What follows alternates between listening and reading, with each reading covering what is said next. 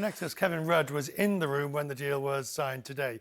Kevin Rudd's the former Prime Minister of Australia, current head of the Asia Society Policy Institute. He joins me from Washington. Kevin, good to have you. Thank you, sir. Busy day, one way near. This deal, I mean, are the critics being too unfair when we talk about what's not in the deal rather than what is? Well, politics, in my experience, Richard, is the art of the doable. And what Bob Lighthizer, the U.S. Trade Representative, and Liu He, his Chinese counterpart, within the parameters they've been given, is deliver, I think, a reasonable outcome. The hard stuff, as one of your commentators said before, namely subsidy by the Chinese state to Chinese firms operating the global marketplace and domestically, that's been pushed off into the future. But on the core things in this agreement, I would give it a reasonable mark, 5 or 6 out of 10. And that, in terms of where we were before, isn't all that bad. But Kevin, 5 or 6 out of 10, is that a grade and a price worth paying for what we've been through and the uncertainty of the global economy with these tariffs?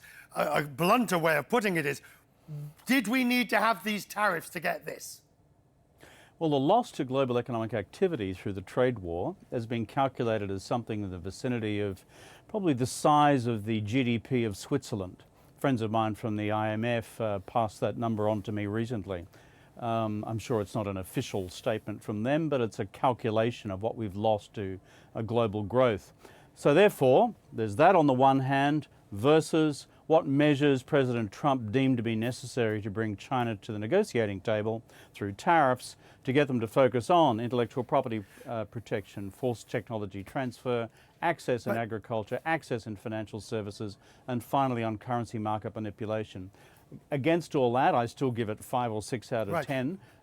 Forgive the phrase, you're a war horse when it comes to dealing with trade agreements. You know these things inside out and backwards. You've negotiated them yourselves. Are you concerned at the lack of enforceable measures and structures to deal with problems if the technology transfer promises are not kept, or the trade secrets, or whatever?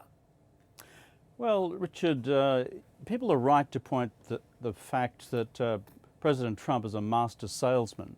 And I saw it in the White House this morning, where he was selling this thing not as a 5 or 6 out of 10 agreement, but as a 12 out of 10 agreement. But on your key question, which is enforcement against the 5 areas I just mentioned before, intellectual property, forced technology transfer, agricultural access, financial services access, plus currency market manipulation, what I focused particularly on was the new language around IP, intellectual property. 2 provisions stuck me in the eyeballs.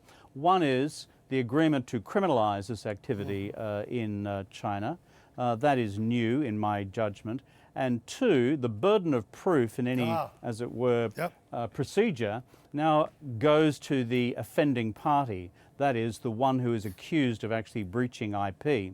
Now, these are 2 substantive changes, but it's still the Chinese system to determine whether, in fact, IP theft has occurred or not. But to be fair to Bob Lighthizer and the American team, these are 2 new provisions. On the rest, they go back to bilateral arbitral mechanisms. And so we may be seeing more friction in the implementation. Phase 2, final point on this, Richard, is the language about Phase 2 negotiations is chalk and cheese in Beijing and Washington. In Beijing, it's sometime in the future when we finally implemented Phase 1. What the President said this morning is we're going to do it next week. No problems.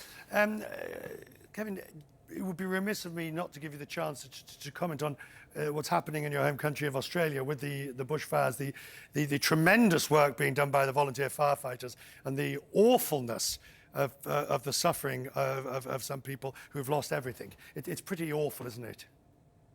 Yeah, I just came back from home the night before last. I'd been home for several weeks during the midst of all this.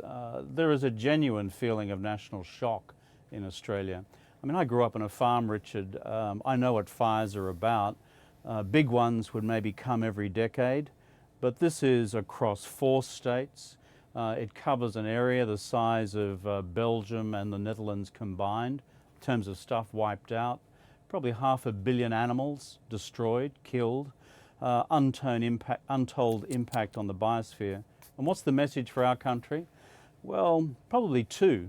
One is we've got to radically enhance what we do in terms of bushfire fighting capabilities in the future. But the second is, this sort of core message for the Australian Conservative government, is that this is produced by climate change. Longer droughts, more intense droughts, particularly in southeastern, southern and southwestern Australia. The science was telling this a decade ago. And unless the world acts, including Australia, on bringing down greenhouse gas emissions, countries which have Mediterranean climates like southern Australia are going to face much the same.